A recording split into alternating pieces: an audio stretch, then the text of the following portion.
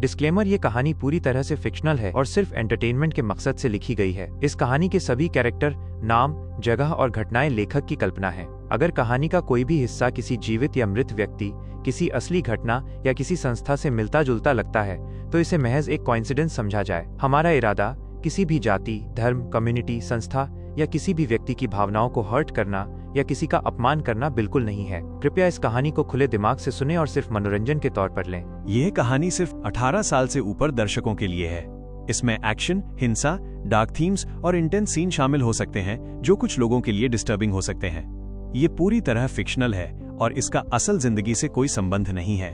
अगर आप 18 साल से कम हैं तो कृपया इसे न सुनें।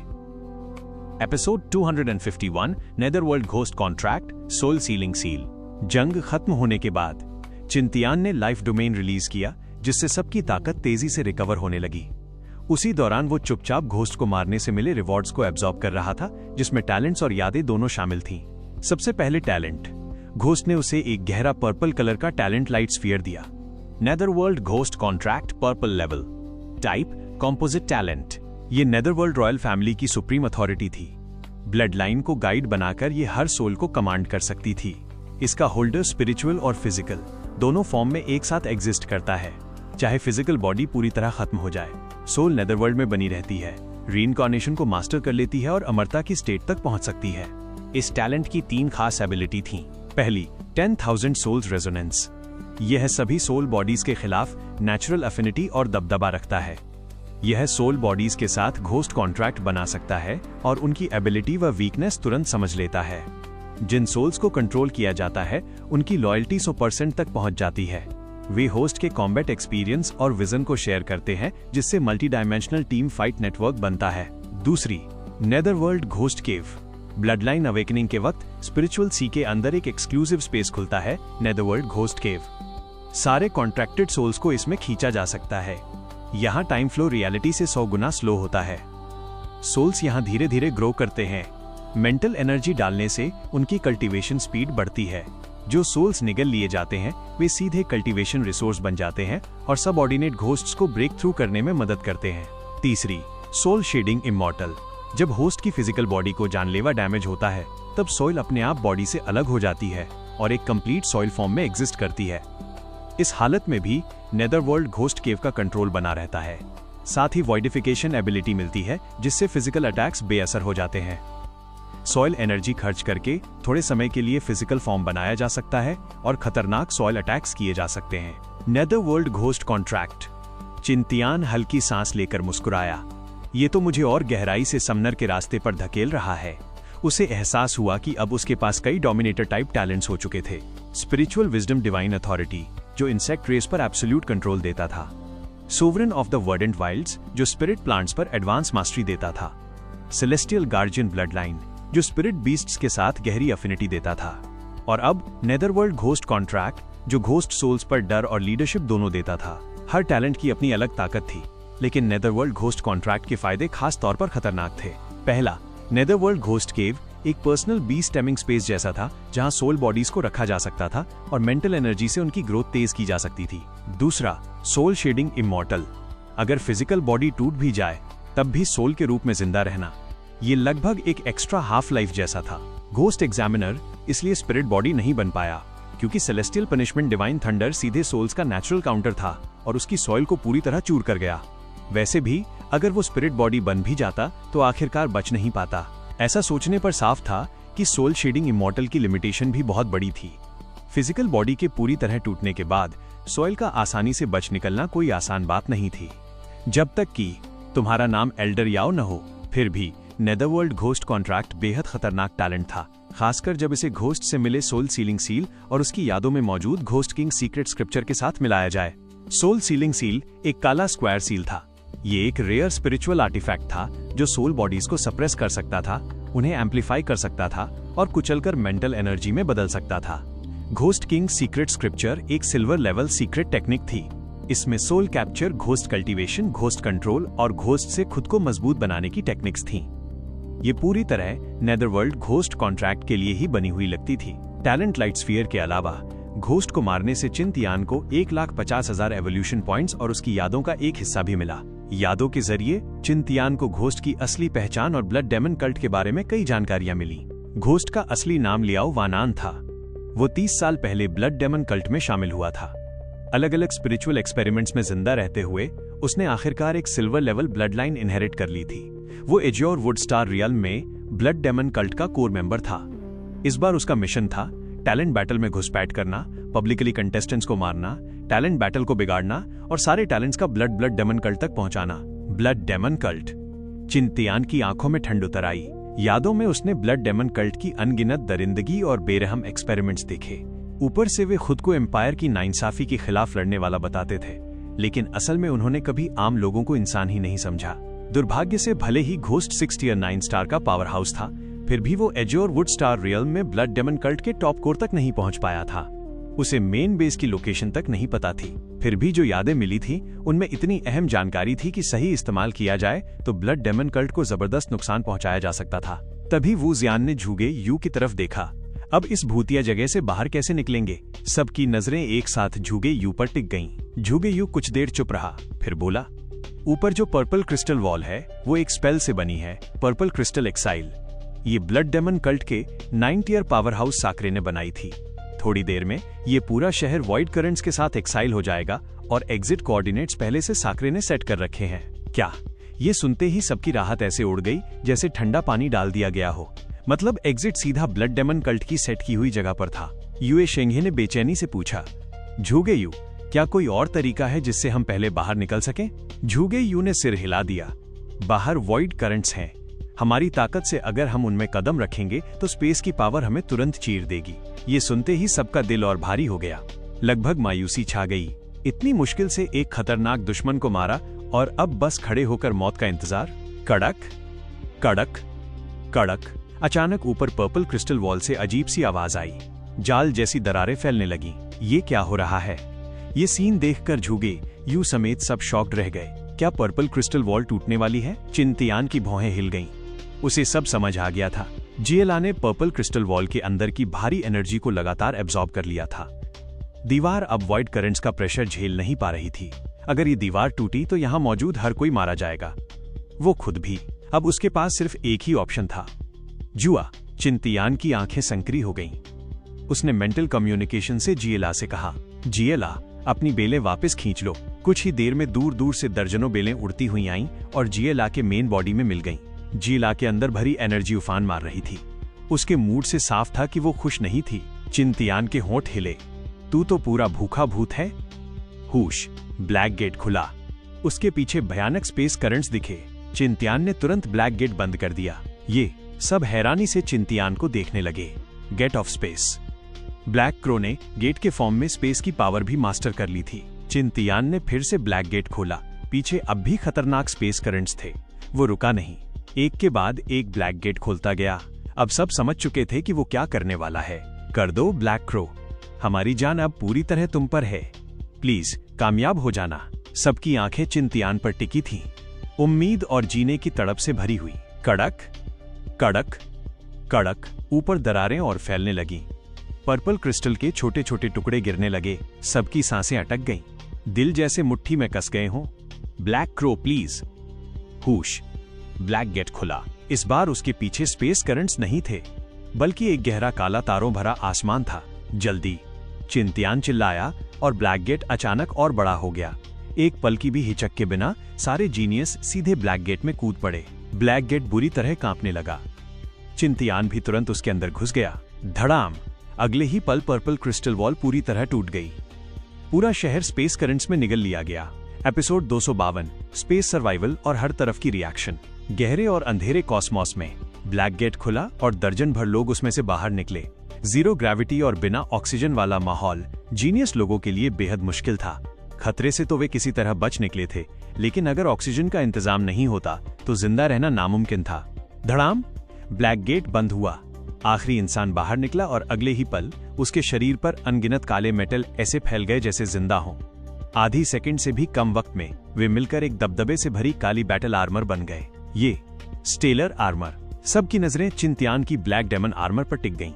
दिल तक शॉक्ड हो गए। क्या ब्लैक क्रो ने पहले से ही ऐसा सीन सोचकर स्टेलर आर्मर साथ रखी थी? शॉक के बाद गहरी जलन भी आई। स्टेलर आर्मर के साथ कम से कम ब्लैक क्रो तो कई दिनों तक स्पेस में जिंदा रह सकता था। इतना टाइम रेस्क्यू के लिए काफी था। इसी वक्त चिंतियान की कलाई पर लिपटी जिएला अचानक बढ़ी और दर्जन भर बेलें बाहर निकली। पकड़ लो, एक ठंडी आवाज सबके दिमाग में गूंजी। जीनियस लोगों ने रिफ्लेक्स में बेलें पकड़ लीं। अगले ही पल बेलें सफेद रोशनी से चमक उठीं और दूधिया एनर्जी बॉल्स में बदल गईं, जो हर एक को ढकने लगीं। पल भर में सबको लगा जैसे शरीर हल्का हो गया हो। ऑक्सीजन सीधे सांसों में भर गई। वे बच गए थे। सबकी आंखें चमक उठीं। यहाँ ऑक्सीजन है, अब हम जिंदा रह सकते हैं। Black crow, thank you. इस बार हमारी जान पूरी तरह तुम्हारी वजह से बची है। वापस जाकर मैं तुम्हें बड़ा इनाम दूंगा। मैं भी। किसी ने नहीं सोचा था कि ब्लैक क्रो की सिम्बायोटिक स्पिरिट प्लांट सिर्फ घोस्ट्स को मारने तक सीमित नहीं है, बल्कि स्पेस में शील्ड बनाकर कॉस्मिक रेडिएशन से बचाने के साथ साथ ऑक्सीजन भी दे सकती है। ये स्पिरिट प्लांट तो हद से ज्यादा वर्सेटाइल है। वैसे क्या तुमने ये स्टेलर आर्मर पहले से तैयार कर रखी थी? चिंतियान बोला। नहीं, मैंने इसे 2 दिन पहले चुरा लिया था। चुरा लिया था। ब्लैक क्रो की पिछली हरकतें याद आते ही सबके होंठ हिल गए। कोई कुछ बोल ही नहीं पाया। वाकई तुम तो ऐसे ही हो। झूगे यू ने अपना स्मार्ट डिवाइस खोला और उनकी लोकेशन चेक करने लगा। Sagittarius star zone. हम सच में यहाँ आ गए हैं। Sagittarius star zone एजोर would star से कम 1 हफ्ते की दूरी पर था और वे सिर्फ कुछ ही मिनटों में यहाँ पहुंच गए थे। ये सैजिटेरियस स्टार जोन है तो हम मेरे घर के बिल्कुल पास हैं। वू जियान की आंखें चमक उठीं। मैं अभी अपने परिवार से कांटेक्ट करती हूँ। जितनी जल्दी हो सके एक स्पेसशिप भेजने को कहती हूँ। ग्रेट, झूगे यू ने सिर हिलाया। सब लोग जल्दी से अपने परिवार को सेफ्टी की खबर दे दो। ये सुनते ही सबने अपने स्मार्ट डिवाइस निकाल लिए। इस वक्त उनके परिवार जरूर बुरी तरह टेंशन में होंगे। वहीं दूसरी तरफ सैजिटेरियस स्टार जोन मार्स कमरे के अंदर वू शोवेन बेचैनी से टहल रहा था।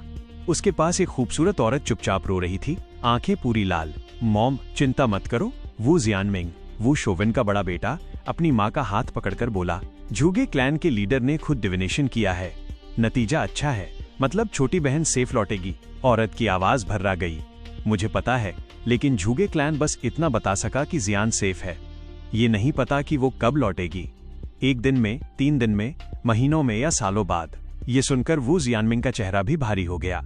झूगे क्लैन फ्यूचर का अंदाजा लगा सकता था, लेकिन वे भगवान नहीं थे। जियान, वू शोवेन ने मुट्ठी भींच ली। अगर उसकी प्यारी बेटी को कुछ भी हुआ तो वो ब्लड डेमन कल्ट से आखिरी सांस तक लड़ेगा। Beep beep beep. अचानक उस औरत की स्मार्ट कलाई घड़ी कांप उठी। उसने हाथ उठाकर देखा। अगले ही पल उसकी आंखों में खुशी फूट पड़ी। यह जियान है। जियान कॉल कर रही है क्या? वू शोवेन और वू जियानमिंग दौड़कर पास आए। घड़ी पर नाम देखकर दोनों की आंखें भी नम हो गईं। जल्दी उठाओ। बीप। हवा में वीडियो इमेज उभरी। एक जाना पहचाना प्यारा चेहरा दिखा। डैड, मॉम, भैया। माँ बाप और भाई को देखते ही वू जियान खुद को संभाल नहीं पाई। आंसू बहने लगे। मैं वापस आ गई हूँ। जियान, तुम कहाँ हो? अभी कहाँ हो? औरत कांपती आवाज में बोली। वू जियान ने कहा, मैं सैजिटेरियस स्टार जोन में हूँ। ये मेरे कोऑर्डिनेट्स हैं। हम सब स्पेस में फ्लोट कर रहे हैं। जल्दी से एक स्पेसशिप भेजो। ठीक है, वहीं रुको, मैं अभी शिप भेजता हूँ। वू शोवेन ने फटाफट कॉल्स करने शुरू कर दिए। मर्चेंट फ्लीट्स, फाइनेंशियल ग्रुप्स, यहाँ तक कि मिलिट्री तक। जो भी सबसे पास हो तुरंत शिप भेजने का ऑर्डर दिया गया। जियान, सब अरेंज कर दिया है, तुम लोग वहीं रुको और वेट करो। तभी वू शोवेन की नजर आसपास के सीन पर गई। तुम स्पेस में हो, ऑक्सीजन का क्या कर रहे हो? कितनी देर तक चलेगा? वू जियान बोली। डोंट वरी, हम में से किसी के पास 6 टियर सिम्बायोटिक स्पिरिट प्लांट है। वो कॉस्मिक रेडिएशन से बचाने के लिए एनर्जी शील्ड बनाता है और ऑक्सीजन भी देता है। 1 दिन तक कोई प्रॉब्लम नहीं होगी। वैसे वो इंसान ब्लैक क्रो है जो एग्जामिनर था। इस बार हमारी जान झूगे यू और ब्लैक क्रो की वजह से बची है। ब्लैक क्रो, वू शोवेन उसे अच्छे से जानता था। उसने जियान का लाइव ब्रॉडकास्ट देखा था जहां ब्लैक क्रो ने उसकी बेटी के हाथ से एलिक्सर छीन लिया था। तब गुस्से में उसने ब्लैक क्रो को खूब कोसा था। किसे पता था वही इंसान आखिर में उसकी बेटी की जान बचाएगा। अच्छा है, इस बार हमें उसका पूरा एहसान चुकाना होगा। हाँ, डैड, जल्दी आओ, चिंता मत करो, मैं खुद भी निकल रहा हूँ। अपनी बेटी को खुद घर लाऊंगा। कुछ देर बाद एज्योर वुड स्टार एल्डर्स, उन बच्चों की खबर आ गई है। एक मिडिल एज आदमी तेजी से एल्डर काउंसिल में घुसा। क्या? डोंगफोंग क्लैन के एल्डर्स की आंखें चमक उठी। वे अभी कहाँ हैं? कोई कैजुअल्टी? मिडिल एज आदमी बोला। सैजिटेरियस स्टार जोन में है। वू फैमिली ने स्पेसशिप भेज दी है। ले याओ को छोड़कर कोई और नहीं मरा। ये सुनते ही एल्डर्स ने चैन की सांस ली। बहुत बढ़िया, कोई और कैजुअल्टी नहीं हुई। ये डोंगफोंग क्लैन के लिए बड़ी राहत थी, वरना वे बाकी ब्लडलाइन फैमिलीज और बाहर की दुनिया को क्या जवाब देते। तभी सबसे आगे बैठे डोंगफोंग के ने गंभीर आवाज में कहा, वू फैमिली से कहो बचाव के बाद बच्चों को वापस एज्योर वुड स्टार भेजें। जीनियस बैटल जारी रहेगी, सीधे एरिना बैटल में एंट्री होगी। एल्डर्स ने हल्का सिर हिलाया। हाँ, इस मामले को ऐसे ही दबाया नहीं जा सकता। बाहर की दुनिया को दिखाना होगा कि कंटेस्टेंट सेफ हैं और जीनियस बैटल पर ज्यादा असर नहीं पड़ा है। डोंगफोंग क्लैन की इज्जत बनी रहनी चाहिए। हालांकि ढीली निगरानी की वजह से यह हादसा हुआ था। कुछ लोगों की मौत भी हुई, इसलिए डोंगफोंग क्लैन को इन जीनियस और उनके परिवारों को खुश करने के लिए बड़ी कीमत चुकानी पड़ेगी। वैसे डोंगफोंग क्लैन के लिए ये कोई बड़ी बात नहीं थी। ओह हाँ, मिडिल एज आदमी ने जोड़ा। उन्होंने ये भी कहा है कि इस बार बच्चों के सेफ निकलने की सबसे बड़ी वजह एक ही इंसान था। कौन? Black crow. ब्लैक क्रो वही था। ये नाम सुनते ही एल्डर्स की आंखों में अजीब सी चमक दौड़ गई। एपिसोड 253, कनेक्शन बनना शुरू। कुछ घंटे बाद एक सिल्वर व्हाइट स्पेसशिप तारों भरे आसमान को चीरती हुई आई, इस वीरान कॉस्मोस में किसी मसीहा की तरह उतरती हुई। जब गाइडिंग बीम से नरम सफेद रोशनी नीचे गिरी, सबने आंखें बंद कर लीं और उस गर्म एनर्जी को अपने चारों तरफ महसूस किया। डिंग! मेटल फ्लोर से आई हल्की कंपन ने सबको हकीकत में वापस खींच लिया। कुछ लोग लड़खड़ा गए, कुछ घुटनों के बल गिर पड़े, लेकिन हर कोई पैरों के नीचे ठोस जमीन के एहसास को लालच से महसूस कर रहा था। आखिरकार सेफ, जिंदा होने का एहसास कितना अच्छा है। ये समझते ही कि वे सच में बच गए हैं, सबके चेहरों पर राहत और मुस्कान फैल गई। इसी वक्त नीली यूनिफॉर्म में एक आदमी सम्मान के साथ आगे आया। लेडीज और जेंटलमैन, मैं इस जहाज का कैप्टन यू जुनताओ हूँ। एज्योर वुड स्टार रियल्म के टॉप जीनियस को हमारी ज़ेल्डा पे पाकर हमें गर्व है। वू जियान आगे बढ़ी। कैप्टन यू, हमें भी आपको टाइम पर रेस्क्यू के लिए थैंक यू कहना है। नहीं नहीं, ये तो मेरा फर्ज है। यू जुनताओ ने जल्दी से हाथ हिलाया, फिर साइड हटते हुए बोला, सब लोग, हमने आपके लिए एक लाउंज तैयार किया है, अभी वहां चलिए। अगर किसी को कुछ चाहिए हो तो बेझिझक बताइए। सब लोग उसके साथ लाउंज में पहुंचे। सोफे पर बैठते ही थकान लहर की तरह टूट पड़ी। आधे दिन से भी कम वक्त में उन्होंने अपनी जिंदगी की सबसे खतरनाक फाइट देख ली थी। स्पेस टर्बुलेंस और अनंत कॉस्मोस के डर में वे लगभग मर ही गए थे। पूरा लाउंज अजीब सी शांति में डूब गया। कोई छत को खाली नजरों से देख रहा था, कोई खुद में सिमट गया था और कुछ लोग तो साथियों के कंधे पर टिकते ही गहरी नींद में चले गए। इस वक्त हल्की सी खर्राटे की आवाज भी जिंदगी का जश्न लग रही थी। ये सीन देखकर यू जुनताओ चुपचाप बाहर निकल गया। कुछ घंटे बाद स्पेसशिप में शानदार डिनर तैयार था। करीब दर्जन भर लोग 2 गोल टेबल्स के चारों तरफ बैठे थे। टेबल्स पर रंग, खुशबू और स्वाद से भरे ढेर सारे पकवान सजे थे। खाने से पहले सबने एक साथ गर्दन घुमाई। सारी नजरें एक ही इंसान पे टिक गईं। ब्लैक क्रो, डिनर रेडी है? अब भी मास्क नहीं उतारोगे? वू जियान के होठों पर शरारती मुस्कान थी। वो सच में देखना चाहती थी कि मास्क के नीचे कौन सा चेहरा है। हाँ, अब जीनियस टूर्नामेंट खत्म हो गया है। हम कॉम्पिटिटर नहीं हैं और तुम एग्जामिनर भी नहीं हो। अब तो उतार सकते हो, है ना? मास्क उतारो, मास्क उतारो, मास्क उतारो। हंसी और शोर के बीच सबकी आंखों में एक्साइटमेंट चमक रहा था। आखिरकार चिंतियान बोला, ठीक है, तो उतार ही लेते हैं। सच कहें तो अगर वो हादसा न हुआ होता तो वो कभी इन जीनियस के सामने अपना चेहरा नहीं दिखाता।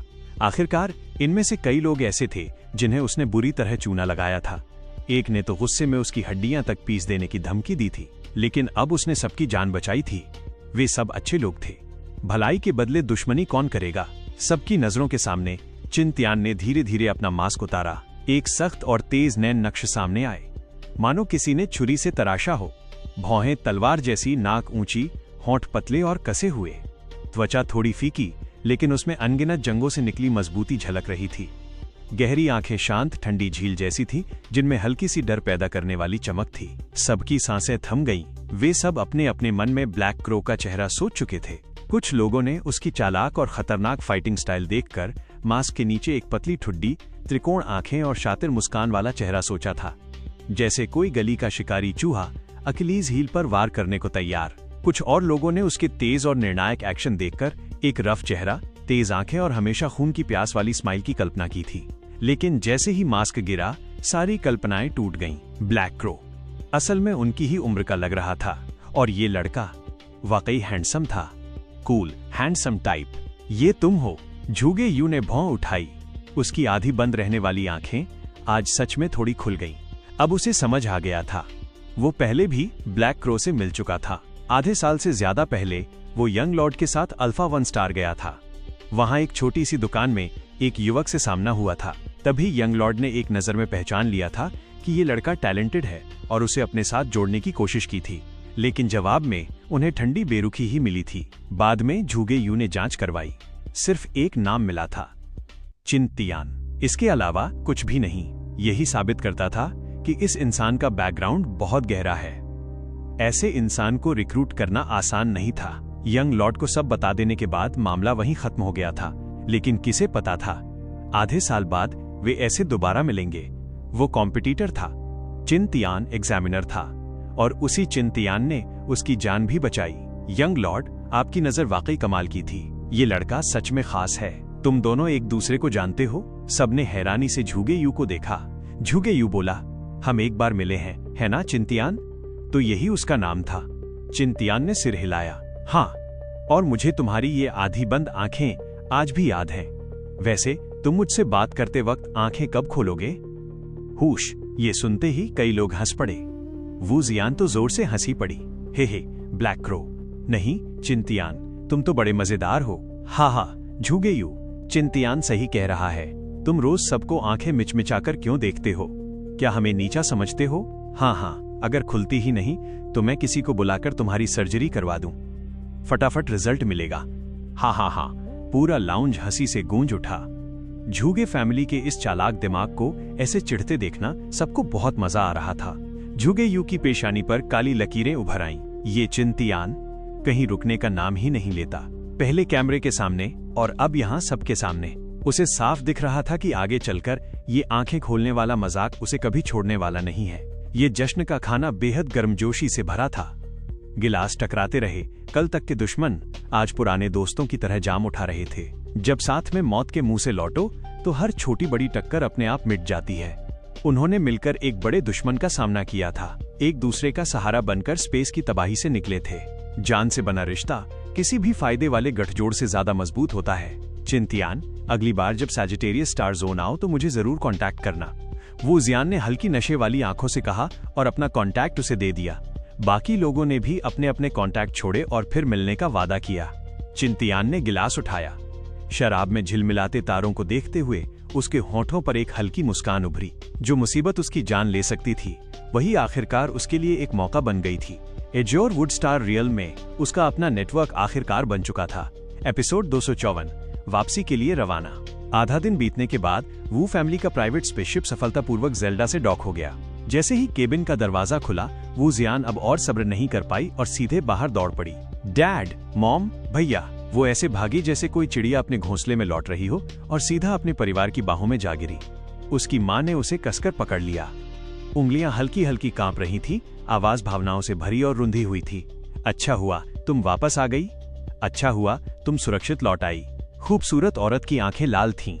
आंसू बिना आवाज के गिर रहे थे, लेकिन फिर भी वो प्यार से अपनी बेटी की पीठ थपथपा रही थी, जैसे ये पक्का कर रही हो कि वो सच में यही है।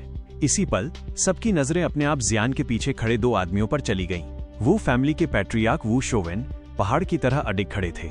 चेहरा सख्त और निर्णायक, घनी भौहें तलवार जैसी, बाघ जैसी तेज आंखें और ठुड्डी पर छोटी दाढ़ी जो उनकी रफ एंड हीरो जैसी आभा को और उभार रही थी।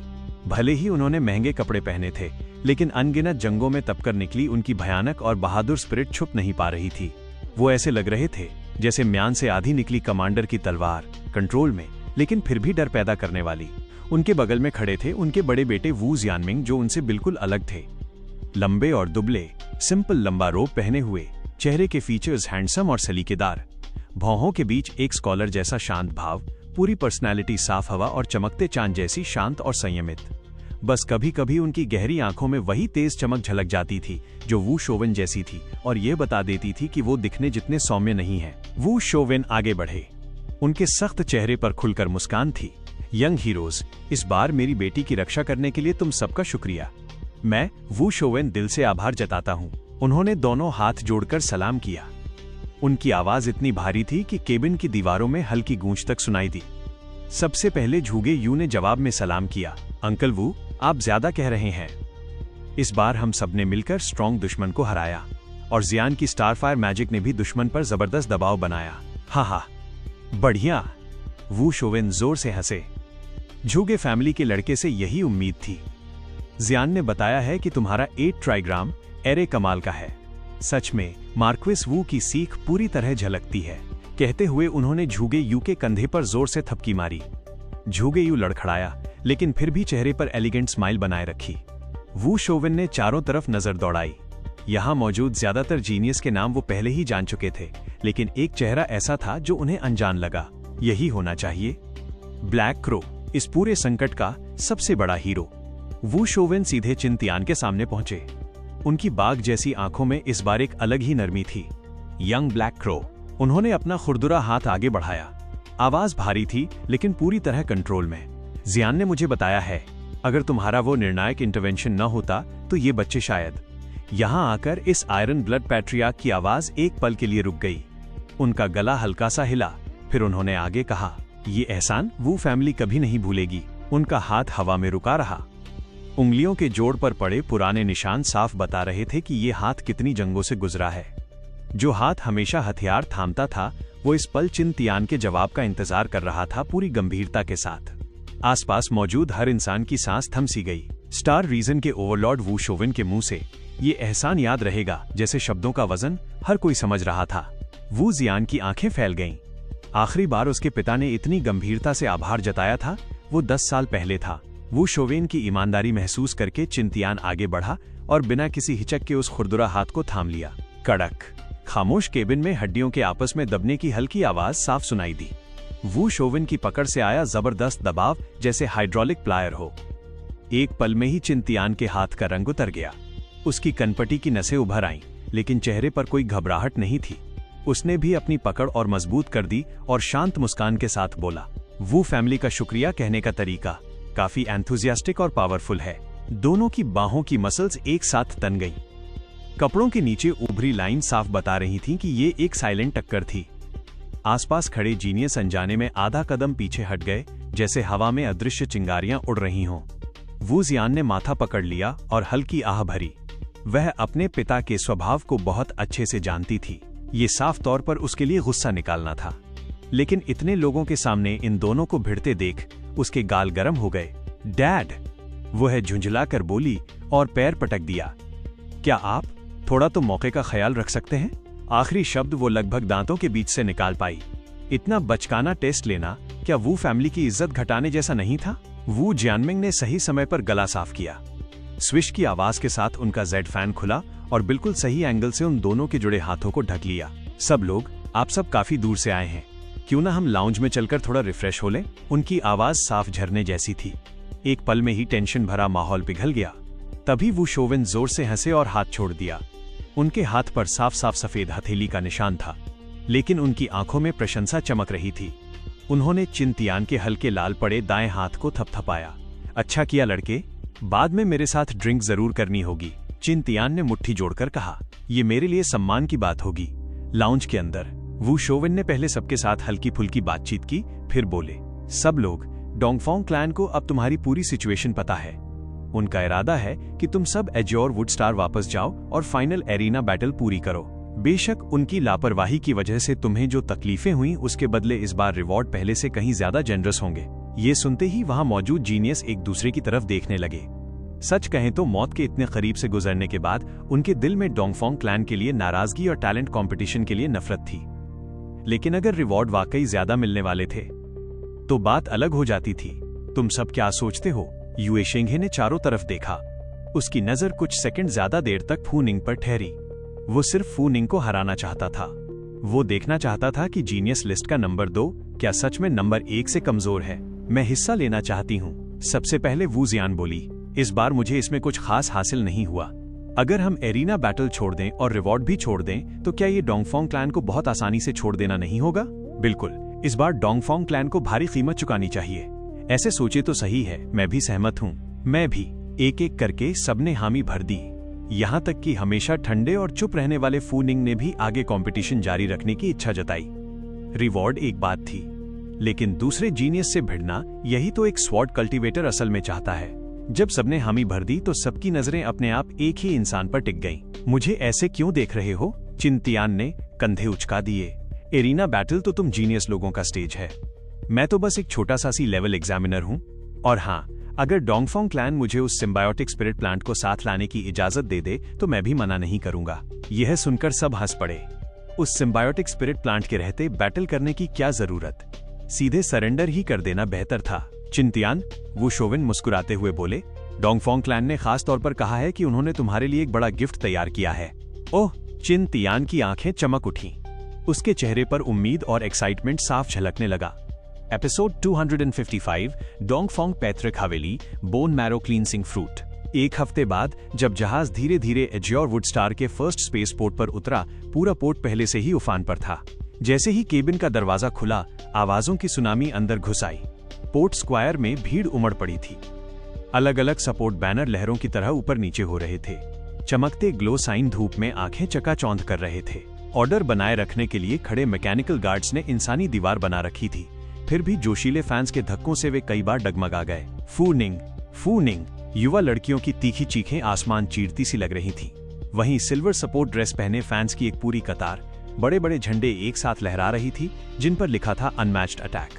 दूसरी तरफ यूए शिंघे के सपोर्टर्स ने खास तौर पर बनाए गए गोल्डन शील्ड्स पर जोर जोर से वार किया। यूए शिंघे, अनबीटेबल बैस्टियन। भारी साउंड वेव से जमीन तक हल्की हल्की कांपने लगी। लेकिन सबसे ज्यादा ध्यान खींचने वाला था झुगे यू का फैन ग्रुप। सैकड़ों फॉलोअर्स ने एक साथ आसमानी रंग के रोब पहन रखे थे। सबने एक साथ जेड फैन खोले और देखते ही देखते एक विशाल 8 ट्राइग्राम एरे बन गया। उनकी आवाजें किसी प्राचीन मंत्र जैसी गूंज रही थीं। डिवाइन कैलकुलेशन, परफेक्ट स्ट्रैटेजी, झुगे यू। एक ही टीम के ये 3 जीनियस अब पूरे स्टार रियल्म की यंग जनरेशन के लिए बेंचमार्क बन चुके थे। फूनिंग, बर्फ जैसे सफेद कपड़ों में कमर पर प्राचीन लॉन्ग स्वॉर्ड टांगे चुपचाप खड़ा था। उसके शरीर से निकलती शार्प स्वॉर्ड इंटेंट ऐसी लग रही थी जैसे आसमान तक को काट दे। सच में अनमैच्ड अटैक की सबसे सही मिसाल वही था। यूए शिंघे ने भारी ब्राउन आर्मर पहन रखी थी। उसका विशाल शरीर चलते फिरते किले जैसा लग रहा था। उसका पैनलॉन्ग बैटल बॉडी पूरी तरह अनबीटेबल डिफेंस के नाम को जस्टिफाई कर रहा था। वहीं झुगे यू हाथ में जेड फैन हिलाते हुए हमेशा की तरह रहस्यमयी मुस्कान लिए था। उसकी आधी बंद आंखों में जैसे पूरी दुनिया की कैलकुलेशन छुपी हो। जब ये तीनों साथ खड़े हुए तो पूरे पोर्ट में शोर अपने पीक पर पहुंच गया। फ्लैश लाइट्स तूफान की तरह चमकने लगी, इस लेजेंडरी तिकड़ी को हमेशा के लिए कैद करने के लिए। बेशक बाकी कंटेस्टेंट्स के भी कई फैन ग्रुप मौजूद थे। उनकी संख्या कम नहीं थी, लेकिन इन 3 सुपरस्टार्स के सामने उनकी मौजूदगी फीकी पड़ रही थी। जीनियस टीम के सबसे पीछे चिंतियान शिप के लॉजिस्टिक स्टाफ में घुला मिला खड़ा था। वो चुपचाप सब कुछ देख रहा था और अंदर ही अंदर डोंगफोंग फैमिली की हाई लेवल स्ट्रैटेजी पे हैरान हो रहा था। एज्योर वुडस्टार पहुंचने से पहले के दिनों में डोंगफोंग फैमिली के कहने पर करीब 10 जीनियस ने सोलो या ग्रुप लाइव स्ट्रीम की थी। उन्होंने दुनिया को बताया कि वे सुरक्षित हैं और साथ ही टैलेंट कंपटीशन की गिरती हुई दिलचस्पी को फिर से जगा दिया। अब पब्लिक का फोकस डोंगफोंग फैमिली की लापरवाही से हटकर सीधे कंटेस्टेंट्स पर आ चुका था। एरिना बैटल का चैंपियन कौन होगा, यही पूरे स्टार रियल में सबसे हॉट टॉपिक बन गया था। कई बेटिंग ऑर्गेनाइजेशन ने अपने बुक्स खोल दिए और एरिना बैटल का क्रेज एक बार फिर आसमान छूने लगा। स्पॉटलाइट के नीचे 16 जीनियस फ्लाइंग व्हीकल्स में बैठे और एज्योर वुडस्टार के सबसे लग्जरी होटल की तरफ रवाना हो गए। कल सुबह 9 बजे 16 लोगों की एरिना बैटल का ड्रॉ सेरेमनी होगी और पहला एलिमिनेशन राउंड ऑफिशियली शुरू होगा। चिंतियान भी बाकी जीनियस के साथ होटल में दाखिल हुआ। दरवाजे के अंदर कदम रखते ही उसे एक जाना पहचाना चेहरा दिखा। मिंग्यू, चिंतियान। डोंगफोंग मिंग्यू आगे बढ़ा। उसने चिंतियान को ऊपर से नीचे तक देखा, फिर तारीफ भरी आवाज में बोला, सच कहूं, तुम्हें एग्जामिनर टीम में शामिल करने की सिफारिश करना पिछले कई सालों में मेरा सबसे सही फैसला था। जीनियस की वापसी के दूसरे ही दिन एक डिटेल्ड रिपोर्ट डोंगफोंग फैमिली के हाथों में पहुंचा दी गई थी। एल्डर्स ने रिपोर्ट को एक एक लाइन ध्यान से पढ़ा और तुरंत समझ गए कि इस पूरे हादसे में 2 लोग सबसे बड़े योगदानकर्ता थे, झुगे यू, चिंतियान। अगर झुगे यू का वुहो 8 ट्राइग्राम एरे न होता तो 16 जीनियस एक एक करके उस घोस्ट का शिकार बन जाते। वो कमांडर भी था और पूरी टीम की रीढ़ भी।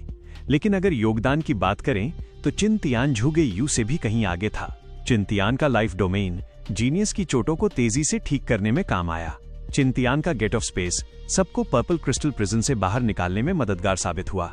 चिंतियान का सिम्बायोटिक स्पिरिट प्लांट एक तरफ घोस्ट के लगातार हमलों को झेल रहा था, दूसरी तरफ सबके साथ मिलकर उसे मार गिराने में शामिल था। साथ ही उसने स्पेस में जीनियस को प्रोटेक्टिव शील्ड और पर्याप्त ऑक्सीजन भी दी जब तक रेस्क्यू फोर्स नहीं पहुंच गई। रिपोर्ट देखने के बाद एल्डर्स ने तुरंत चिन-तियान की सिफारिश करने वाले व्यक्ति डोंगफोंग यूनसी से संपर्क किया। डोंगफोंग यूनसी के जरिए उन्हें चिन-तियान की और भी उपलब्धियों के बारे में पता चला। 7th ब्यूरो का कर्नल ऑफिसर, एल्फ किंग का करीबी दोस्त, एल्फ स्टार पर असैसिनेशन किंग के नाम से मशहूर डोंगफोंग यूनसी ने बताया कि उसने चिन-तियान को एग्जामिनर बनाने की सिफारिश इसलिए की थी ताकि एल्डर्स उसकी अहमियत समझें और उसे डोंगफोंग फैमिली में शामिल करने की कोशिश करें। लेकिन ये सोच एल्डर्स को पसंद नहीं आई। डोंगफोंग यूनसी की पोजीशन इतनी ऊंची नहीं थी। उसे 7th ब्यूरो की असली अहमियत और उसे लीड करने वाले मार्शल लिन की वैल्यू का अंदाजा नहीं था।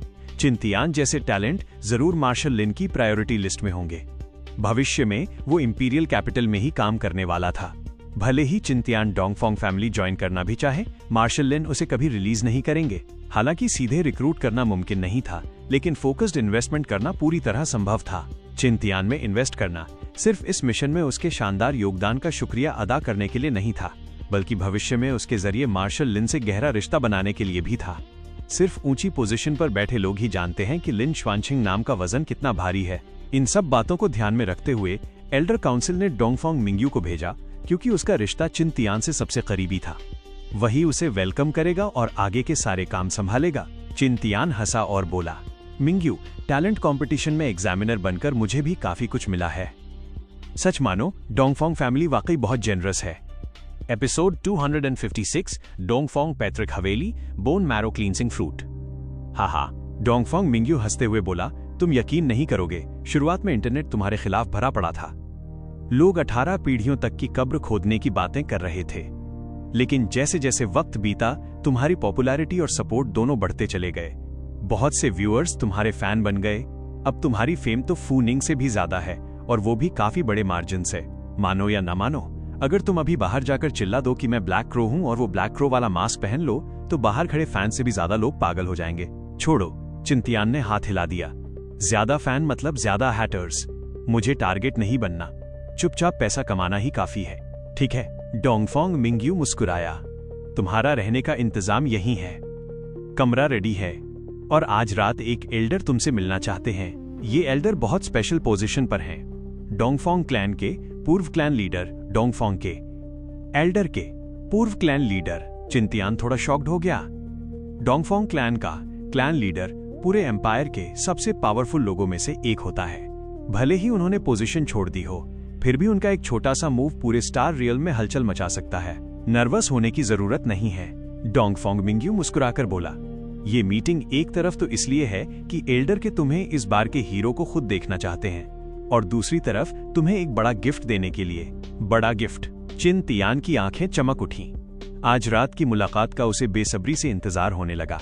कुछ देर बाद रात स्याही जैसी काली हो चुकी थी। डोंगफोंग मिंग्यू चिन-तियान को कई लेयर्स की सुरक्षा पार कराते हुए डोंगफोंग पैतृक हवेली तक ले आया। जब पुराना लकड़ी का दरवाजा धीरे धीरे खुला, तो चिन-तियान जैसा अनुभवी इंसान भी सांस रोकने पर मजबूर हो गया। उसके सामने इमारतों का एक विशाल कॉम्प्लेक्स फैला था, नजर की सीमा से भी आगे तक। सारी इमारतें 10,000 साल पुराने स्पिरिट वुड से बनी थीं, जो चांदनी में हल्की सी चमक बिखेर रही थीं।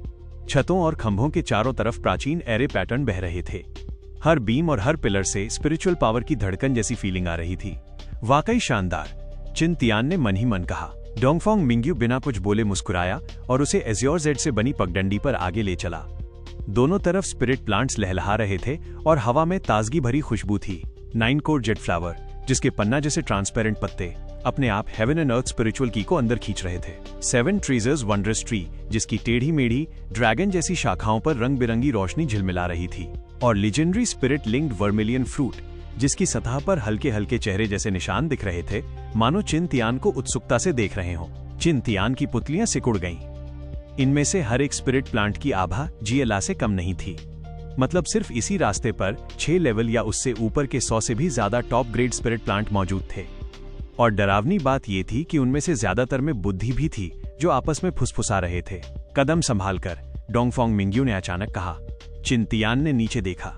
एक काली बेल चुपचाप उसके टखने के चारों तरफ लिपटी हुई थी। पकड़े जाने पर वो चालाकी से पीछे हट गई। उसके पत्तों से बच्चों की हंसी जैसी सरसराहट की आवाज आई। दूर एक विशाल प्राचीन पेड़ की चोटी बिना हवा के हिलने लगी। एक चमकदार हरी शाखा धीरे धीरे नीचे उतरी।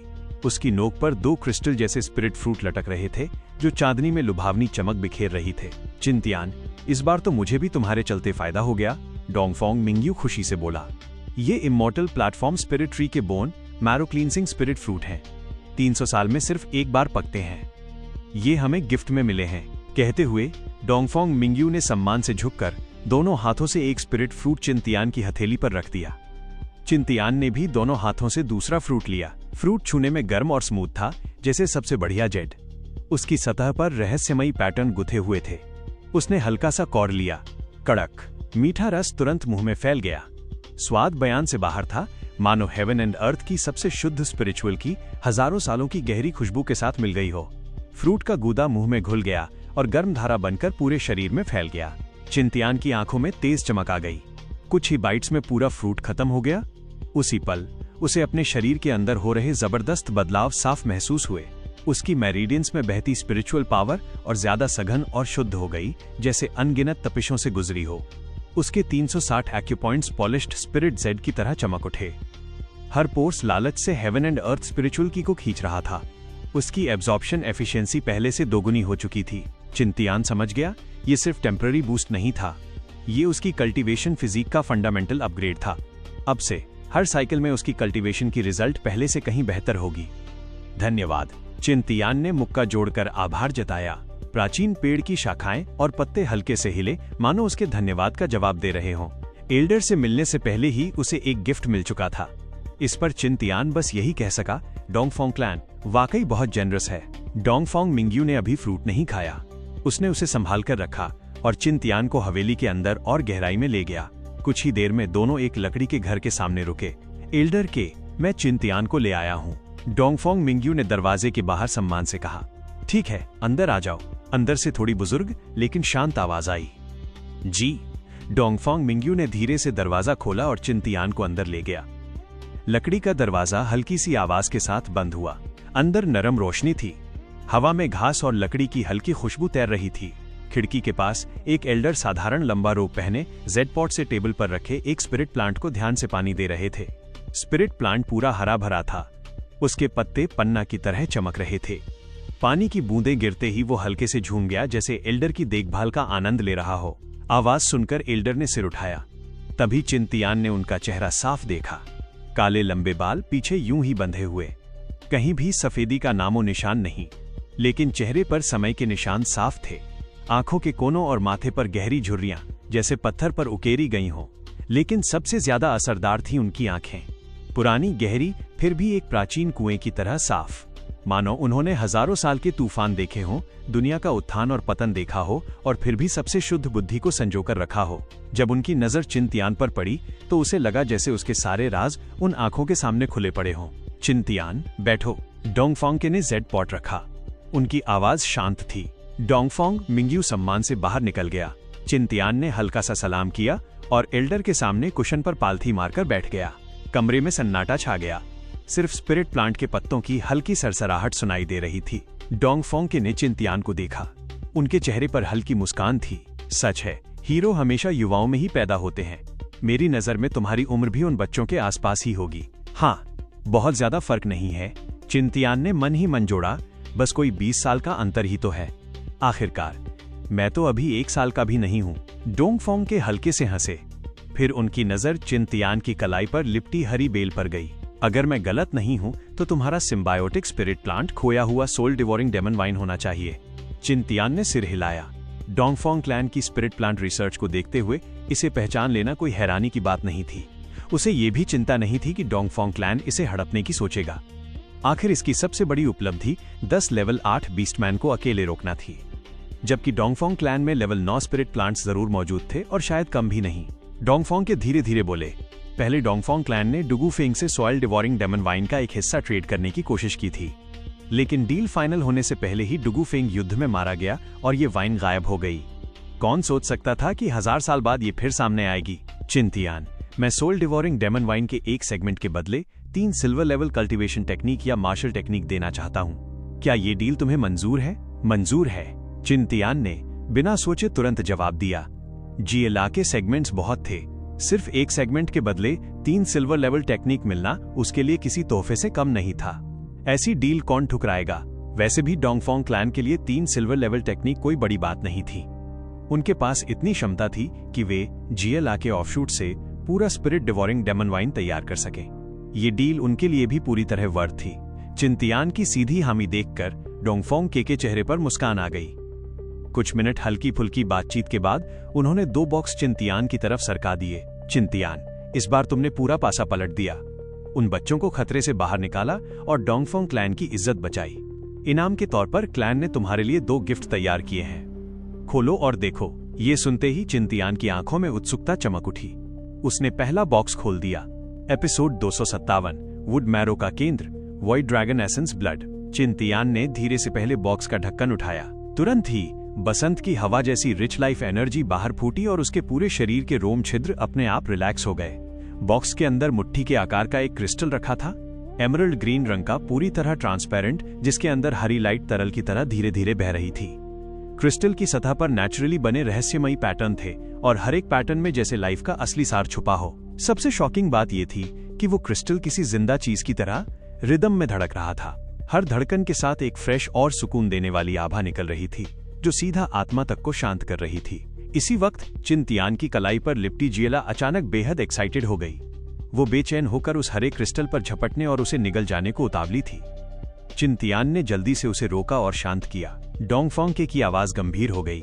इसे वुड मैरो का केंद्र कहते हैं। ये हमारे डोंगफोंग कबीले के 5 पवित्र वृक्षों में से एक ताई यी छिंगशुएन ट्री के हार्ट एसेंस से बनता है। हर 1000 साल में सिर्फ एक ही कंडेंस होता है। हमारे डोंगफोंग परिवार में भी अभी सिर्फ 3 ही बचे हैं। चिंतियान की पुतलियां सिकुड़ गईं। लकड़ी के बॉक्स को पकड़ने वाले उसके हाथ अनजाने में कस गए। वो साफ महसूस कर सकता था कि इस क्रिस्टल में मौजूद लाइफ एनर्जी उसने अब तक देखे किसी भी हेवनली मटेरियल से सैकड़ों गुना ज्यादा प्योर थी। डोंगफोंग के ने GLA की तरफ देखा और बोले, जब soul devouring demon vine tier 7 में ब्रेक थ्रू करेगी तो उसे सेलेस्टियल प्लांट ट्राइबुलेशन का सामना करना पड़ेगा। उस वक्त अगर इसे ये खिला दिया जाए तो वो सेफली ट्राइबुलेशन पार कर लेगी और उसका ओरिजिन और फाउंडेशन पूरी तरह बदल जाएगा। पहले इस स्पीशीज की लिमिट टियर 8 तक थी, लेकिन वुड मैरो का केंद्र लेने के बाद टियर 9 में ब्रेक थ्रू करना सपना नहीं रहेगा। Celestial plant tribulation. चिंतियान की आंखों में रोशनी चमक गई। उसने स्टारनेट पर पढ़ा था कि जब कोई टियर 6 स्पिरिचुअलिस्ट टियर 7 में जाता है तो उसे सेलेस्टियल ह्यूमन 3 ट्राइबुलेशन का सामना करना पड़ता है। Celestial thunder tribulation, body burning tribulation, heart demon tribulation.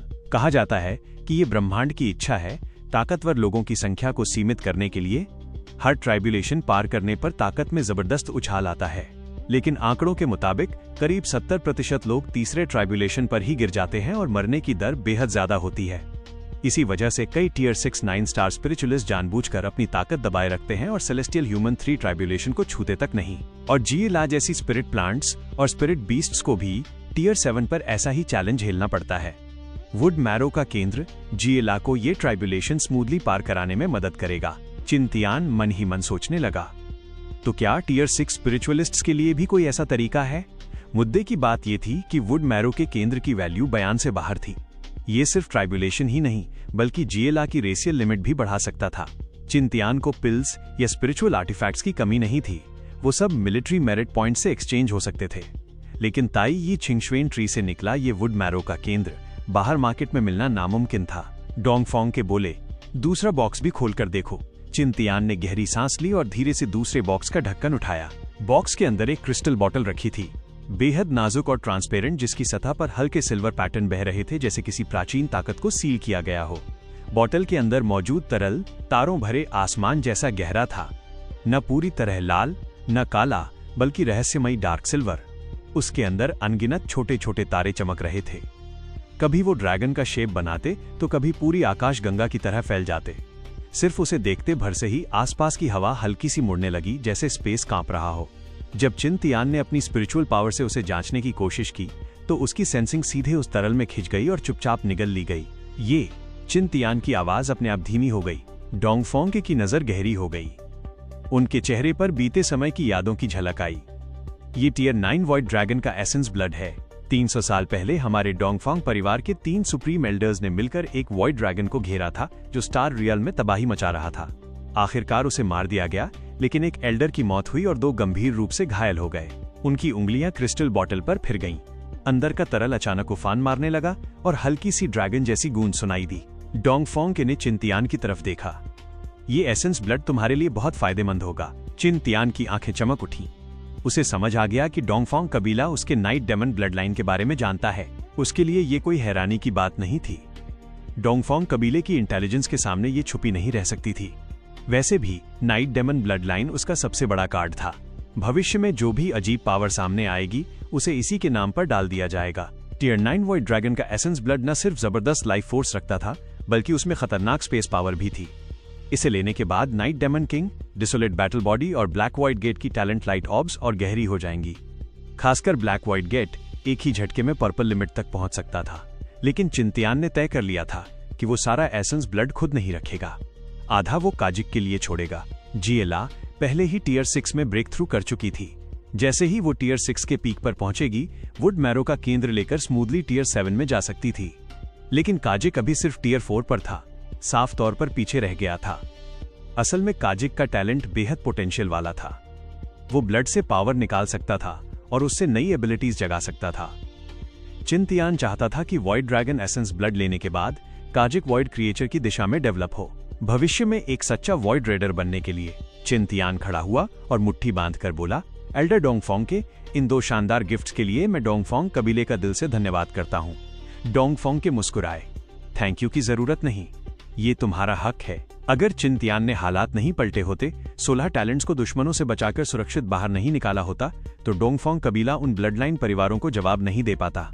उससे परिवार की साख और प्रतिष्ठा को भारी झटका लगता। इस मामले में असल में डोंगफोंग कबीला ही चिंतियान का कर्जदार था। इसी वजह से उसे बोन मैरो क्लेंजिंग फ्रूट दिलवाया गया और जिएला की एक शाखा के बदले 3 सिल्वर टेक्निक्स देने का फैसला हुआ। ये सब चिंतियान के लिए मुआवजा और उस पर की गई इन्वेस्टमेंट थी। अगर भविष्य में वो मार्शल लिन के साथ सच में चमका तो डोंगफोंग परिवार दांव और भी बड़ा लगाएगा। यही बड़े परिवारों के आगे बढ़ने का तरीका होता है। Episode 258 void dominator orange genius battle का अंत। डोंगफोंग एंसेस्ट्रल मेंशन से निकलने के बाद चिंतियान सीधे अपने होटल लौट आया। ये होटल एजो वुड स्टार का सबसे टॉप लेवल होटल था, सेलेस्टियल स्पिरिट हेवन। ये होटल कोई नॉर्मल बिल्डिंग नहीं थी, बल्कि 1000 मीटर ऊंचे सेलेस्टियल स्पिरिट एंशिएंट ट्री के चारों तरफ बनाई गई थी। पूरे पेड़ का तना 100 मीटर से भी ज्यादा मोटा था। उसका रंग डार्क गोल्डन था और छाल पर नेचुरली बने स्पिरिट पैटर्न किसी फॉर्मेशन की तरह घूमते रहते थे, हल्की सी रोशनी बिखेरते हुए। पेड़ का क्राउन किसी विशाल छतरी की तरह फैला हुआ था, जो आसमान तक ढक लेता था। शाखाओं से क्रिस्टल जैसी स्पिरिट ड्यू टपक रही थी, जो चांदनी में अलग अलग रंगों में चमक रही थी। और पेड़ के सबसे ऊपर क्राउन के बीच कल्टीवेशन एरिया बना था, जिसमें 36 टॉप टियर कल्टीवेशन रूम थे। हर कल्टीवेशन रूम मेन ट्रंक से लटके हुए एक अलग ट्री नॉट जैसा दिखता था। बाहर से सिंपल और साधारण, लेकिन अंदर पूरा अलग ही संसार। फर्श पर कोल्ड जेड स्पिरिट सैंडलवुड बिछा था, जो दिमाग को अपने आप शांत कर देता था। चारों दीवारों पर एंशिएंट स्पिरिट गैदरिंग रून उकेरे गए थे और छत से लटकती स्पिरिट ग्रास कमरे के अंदर स्पिरिचुअल ची की डेंसिटी खुद एडजस्ट करती थी। सबसे कीमती बात यह थी कि ये कल्टीवेशन रूम बाहर की दुनिया से पूरी तरह इंसुलेटेड थे। यहाँ तक कि टियर 8 एक्सपर्ट की डिवाइन सेंस भी पेड़ के इनबॉर्न स्पिरिट पैटर्न बैरियर से टकराकर रुक जाती थी। डोंगफोंग कबीले ने चिंतियान के लिए सुप्रीम वीआईपी रूम रिजर्व किया था, चेकआउट तक बिना किसी चार्ज के अनलिमिटेड यूज। चिंतियान ने कल्टीवेशन रूम का एंशिएंट वुडन दरवाजा खोला। तुरंत ही स्पिरिचुअल ची की एक लहर उसकी तरफ दौड़ी, जैसे ज्वार आ गया हो। बेहद प्योर ची, जिसमें एंशिएंट ट्री की ताजा लकड़ी जैसी खुशबू थी। सांस लेते ही वो एक गर्म और सॉफ्ट करंट बनकर उसके पूरे शरीर में बह गई। उसने गहरी सांस ली।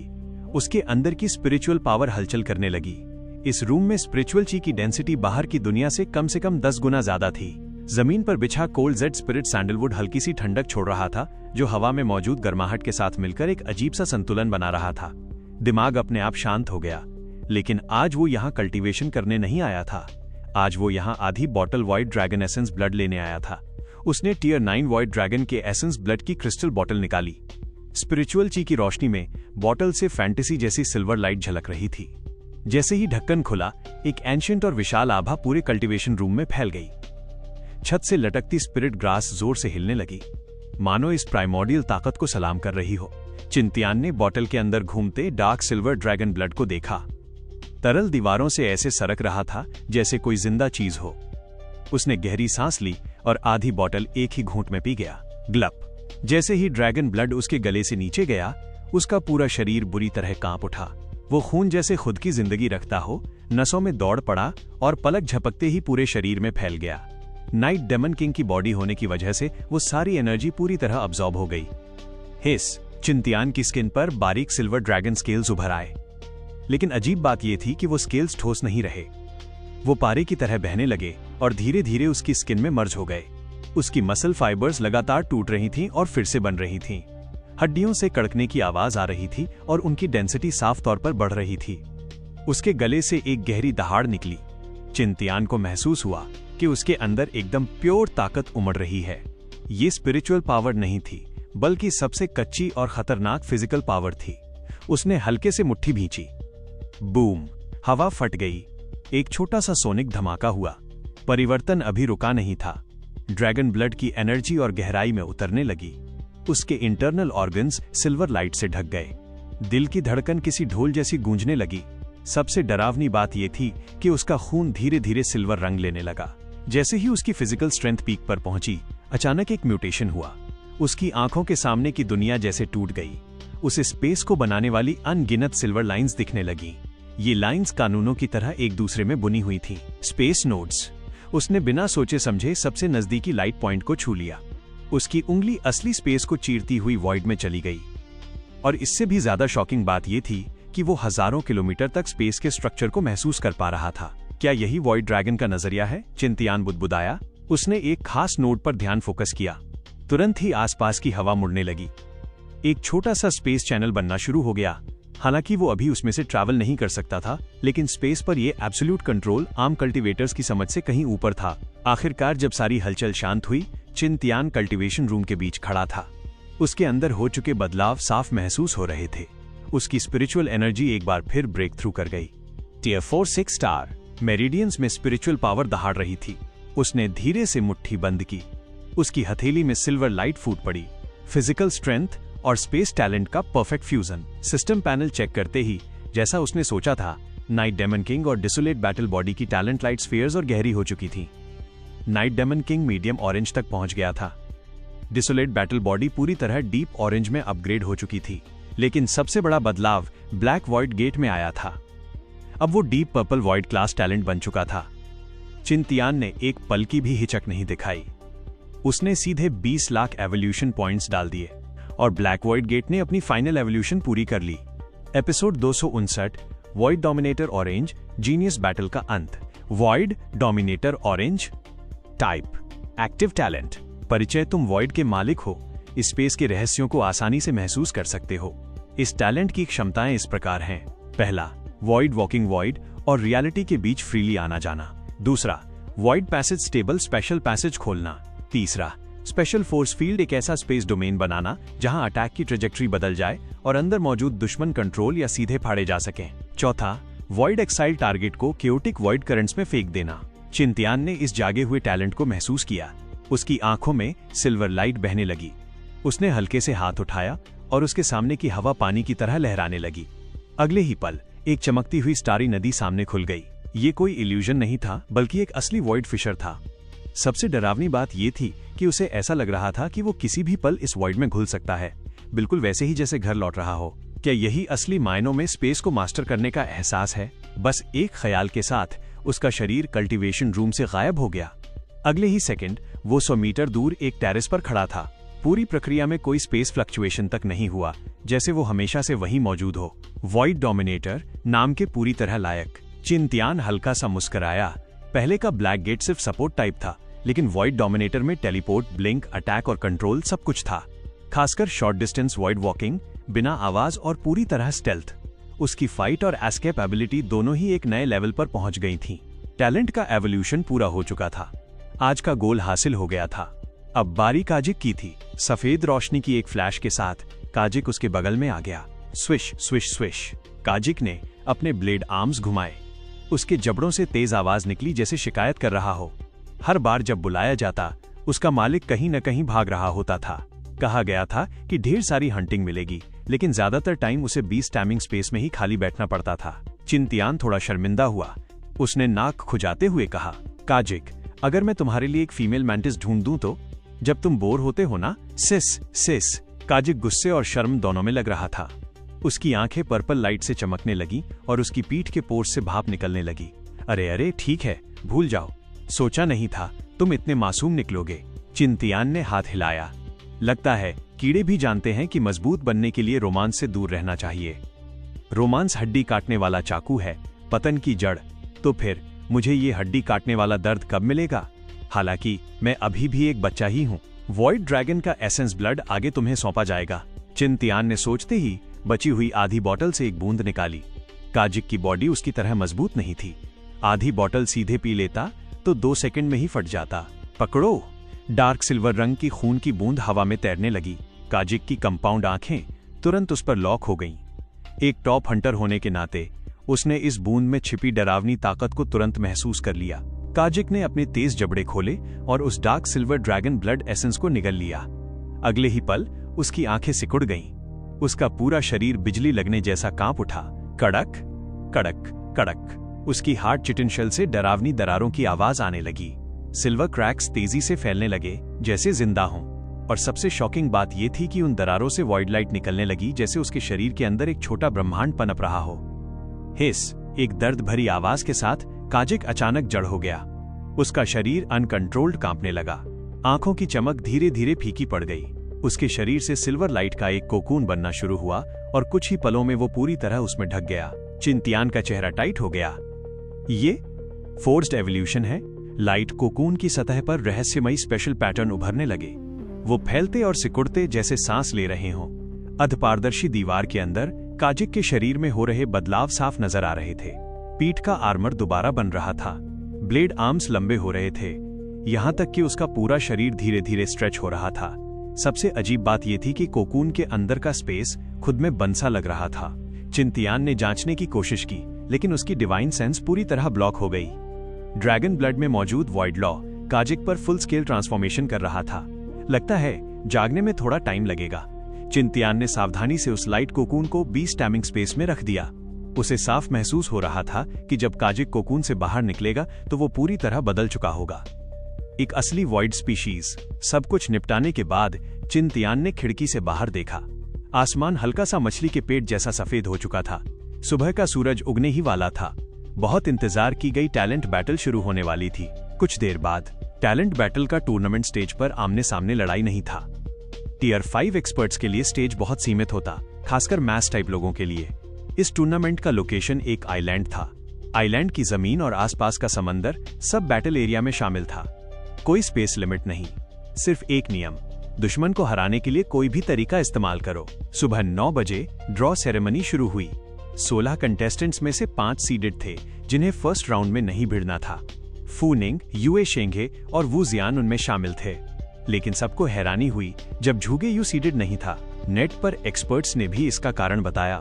झुगे यू एक कमांडर और मास्टर कंट्रोलर है, लेकिन 1 वर्सेस 1 उसकी स्ट्रॉन्ग साइड नहीं है। चिंतियान वीआईपी एरिया में बैठा था। कई स्प्लिट स्क्रीन पर उसे हर कंटेस्टेंट की हर मूव साफ दिख रही थी। जल्दी ही फर्स्ट राउंड के ड्रॉ रिजल्ट आ गए। संयोग से झुगे यू का पहला मुकाबला उसके पुराने टीममेट झोंग लिंग से ही था। नतीजा देखकर दोनों की नजरें मिली। झुगे यू की आधी बंद आंखों में कुछ भी जाहिर नहीं हुआ। झोंग लिंग ने पहले हल्की मुस्कान दी, फिर शांत होकर स्वीकार कर लिया। 4 स्टार जीनियस होकर यहां तक पहुंचना ही उसके लिए बड़ी बात थी। वो किसी से भी लड़ती, जीतने के चांस बहुत कम थे। किसी और से हारने से बेहतर था अपने टीममेट से हारना। फर्स्ट राउंड में 16 लोग, 8 फाइट्स। हर मुकाबला जबरदस्त था। टैलेंट बैटल की पॉपुलैरिटी फट पड़ी। पूरे स्टार रियल्म की टॉप 10 हेडलाइंस पर छा गई। फू निंग, युए शेंगे, झुगे यू, वू जियान, शांगुआन लेई, सारे स्टार कंटेस्टेंट्स अगले राउंड में पहुंच गए। क्वार्टर फाइनल, सेमीफाइनल और फाइनल सब अगले हफ्ते में पूरे होने थे। किसी को भी हैरानी नहीं हुई जब फाइनल में फू निंग बनाम युए शेंगे हुआ। एक था एक्सट्रीम अटैक, दूसरा था इनविंसिबल डिफेंस। सबसे तेज भाला सबसे मजबूत ढाल से टकराया। इस फाइट ने टैलेंट बैटल का नया रिकॉर्ड बना दिया, अब तक की सबसे ज्यादा देखी जाने वाली लड़ाई। कई लोग जो पहले टैलेंट बैटल नहीं देख रहे थे वो भी खींचे चले आए। आखिरकार फू निंग ने सेलेस्टियल स्वॉर्ड स्लैश से युए शेंगे के ड्रैगन इमॉर्टल पैनलॉन्ग को भेद दिया और इस साल की टैलेंट बैटल का चैंपियन बन गया। फूल, सम्मान, एंडोर्समेंट सब कुछ फू निंग की तरफ उमड़ पड़ा। लेकिन ये प्योर स्वॉर्ड कल्टीवेटर इन चीजों में दिलचस्पी नहीं रखता था।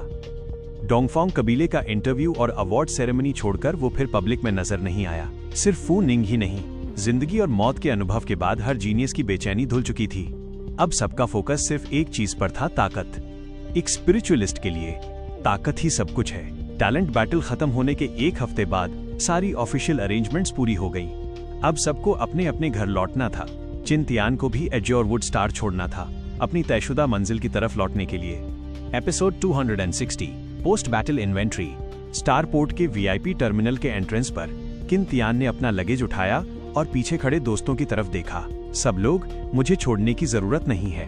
डोंगफोंग मिंगयू, फू निंग, यूए शेंगे, झूगेयू कुल 7 लोग थे। अभी तक किसी ने भी एज्योर वुड स्टार नहीं छोड़ा था, इसलिए आज सब उसे स्पेसशिप तक छोड़ने आए थे। डोंगफोंग मिंगयू हल्के से मुस्कुराया। किन तियान, जब टाइम मिले तो क्योटिक स्टार जोन जरूर आना। किन तियान भी मुस्कुराया। पक्का, हो सकता है जल्द ही मेरा बिजनेस क्योटिक स्टार जोन तक पहुंच जाए, तब आपकी मदद चाहिए होगी। यूए शेंगे ठहाका मारकर हंसा। किन तियान, तुम तो बिजनेस वाले आदमी हो। अगर फ्यूचर में एज्योर स्टार जोन तक एक्सपैंड करो तो सीधे मेरे पास आना, तुम्हारा रास्ता स्मूथ करवा दूंगा। किन तियान ने हाथ हिलाकर सबको अलविदा कहा और अपने सफर पर निकल गया। किन तियान ने स्पेसशिप में top level supreme VIP room book किया था, जिसका खर्च डोंगफोंग क्लान ने उठाया था। सोने से सजे केबिन का दरवाजा खोलते ही वो दंग रह गया। ये कोई नॉर्मल केबिन नहीं था, बल्कि स्पेस में तैरता हुआ एक लग्जरी पैलेस था। पूरा कमरा होलोग्राफिक प्रोजेक्शन टेक्नोलॉजी से लैस था। चारों तरफ स्मार्ट ग्लास दीवारों पर सीधा पूरा ब्रह्मांड प्रोजेक्ट हो रहा था। अनगिनत सितारे हाथ बढ़ाने पर छू लेने जितने करीब लग रहे थे। बेड के पास मुट्ठी के बराबर साइज का एक स्पिरिट क्रिस्टल लगा था, जो दिमाग को शांत करने वाली रोशनी छोड़ रहा था। किन तियान ने रूम मोड को स्टारी मोड से नॉर्मल मोड पर स्विच किया। तुरंत ही होलोग्राफिक ब्रह्मांड पीछे हट गया और कमरे में चंदन की खुशबू भर गई। बेड पर लेटते ही उसने अपनी जर्नी का रिव्यू शुरू किया। एज्योर वुड स्टार की इस 1 महीने की ट्रिप में गेन बेहद भारी थे। टैलेंट्स और पावर्स। ऑरेंज और purple talents. Purple sky thunder body evolve होकर सेलेस्टियल पनिशमेंट डिवाइन थंडर बन गया। Void dominator, gate of the black void, अब एक खतरनाक सर्वाइवल और अटैक टैलेंट बन चुका था। नेदरवर्ल्ड घोस्ट कॉन्ट्रैक्ट, उसे एक डरावनी घोस्ट आर्मी तैयार करने की काबिलियत मिल गई थी। स्पिरिचुअल आर्टिफैक्ट्स और ट्रेजर्स, हथियार windwalker boots, stellar armour, soul sealing seal, एक डैगर और एक long sword. Elixir, all things essence enhancing pill, 5 dragon transformation pill और ढेरों दूसरे रेयर गिफ्ट्स। कीमती चीजें, डोंगफोंग क्लान से मिले सेंटर ऑफ वुड मैरो और void dragon blood. Martial arts और कल्टीवेशन, उसने डोंगफोंग क्लान से 3 silver level dark element techniques exchange की थी। 1 infinite shadow prison scripture, stealth और ऑरा छुपाने के लिए। 2 डार्क मून 9 किल्स, जानलेवा असैसिनेशन के लिए। 3 नाइट घोस्ट 1000 इल्यूजन्स, भूत जैसी अनप्रिडिक्टेबल बॉडी मूवमेंट के लिए। जहां तक उसके साथियों की बात थी, जिएला टियर 6 में ब्रेक थ्रू कर चुकी थी और टियर 7 का रास्ता भी साफ था। काजिक वॉइड ड्रैगन ब्लड एब्जॉर्ब करने के बाद एक असली वॉइड स्पीशीज बनने के करीब था। किन तियान खुद अब टियर 4-6 स्टार पर था। उसकी फिजिक अब गोल्डन ब्लड लाइन वाले एक्सपर्ट्स को टक्कर दे रही थी। बस एक ही चिंता थी, इवोल्यूशन पॉइंट्स का स्टॉक अब सिर्फ 30 लाख बचा था। किन तियान ने खिड़की के बाहर देखा। उसे उम्मीद थी कि उसका अगला डेस्टिनेशन उसे पॉइंट्स फार्म करने के ढेर सारे मौके देगा। क्या आप जानना चाहेंगे कि किन तियान की अगली मंजिल कौन सी है और वहां उसे क्या चुनौतियां मिलेंगी?